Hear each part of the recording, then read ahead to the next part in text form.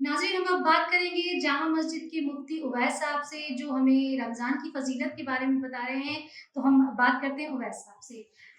उवैस साहब, सबसे पहले आप ये बताएँ कि रमज़ान में कितनी फ़ज़ीलत है इबादतों की?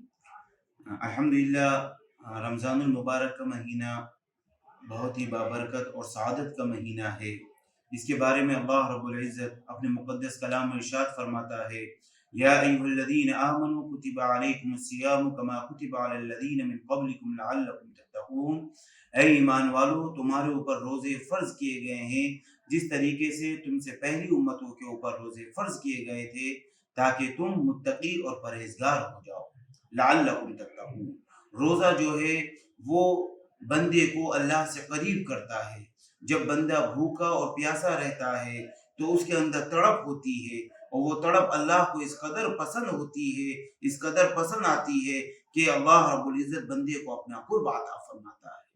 जी, बिल्कुल, हम यहाँ अफ्तार के हवाले से बात करेंगे मुफ्ती साहब से कि जो जामा मस्जिद में मुश्तरका तौर पर बाहर से आए हुए लोग और जो जामा मस्जिद में आने वाले नमाज़ी और इबादतगुज़ार और रोज़ेदार रोज़ा अफ्तार करते हैं, उसके अलावा भी जो यहाँ लोग हैं, तो उसकी क्या रिवायत है?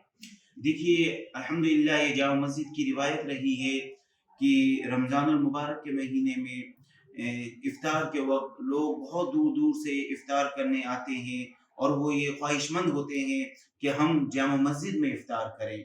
और जैसा कि आप देख सकते हैं कि इसके अंदर अ, तमाम मज़ाहिब के लोग शामिल हैं और एक दस्तरख़्वान के ऊपर बैठे हुए हैं। चाहे वो मुसलमान हो या हिंदू हो या सिख भाई हो, कोई भी हो, सब मिलकर बैठते हैं और इफ्तार करते हैं। मुसलमान अल्लाह के घर में हाज़िर होकर अल्लाह की रज़ा हासिल करता है और अल्लाह की हम्द व सना बयान करता है, उसका शुक्र अदा करता है कि उसने रमज़ानुल मुबारक का महीना हमें ज़िंदगी में फिर से अता फ़रमाया।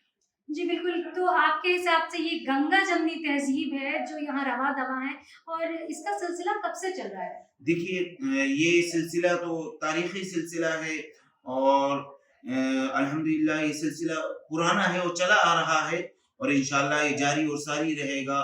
अल्लाह रब्बुल इज़्ज़त इस सिलसिले को अपने दरबार आली में कबूल फ़रमाए, और जितने रोज़ेदार यहाँ रोज़े खोलते हैं और तमाम साइमीन के रोज़ों को अपने दरबार आली में कबूल फ़रमाए। मस्जिद इंतज़ामिया जो है वो इसके लिए अलग से एहतमाम करती है, और इस एहतमाम को करने के लिए कितने लोग लगे हुए हैं?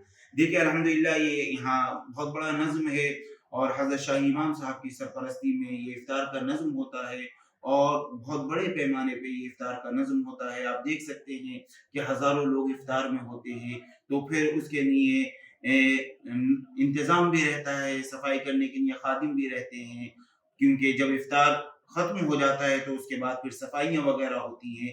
तो अल्हम्दुलिल्लाह, रमज़ान का एक बहुत बड़ा नज़्म होता है कि जो हज़रत शाह इमाम साहब की सरपरस्ती में अल्हम्दुलिल्लाह पूरा किया जाता है। बहुत-बहुत शुक्रिया आपका मुफ्ती साहब, आपने हमें वक़्त दिया। बहुत शुक्रिया।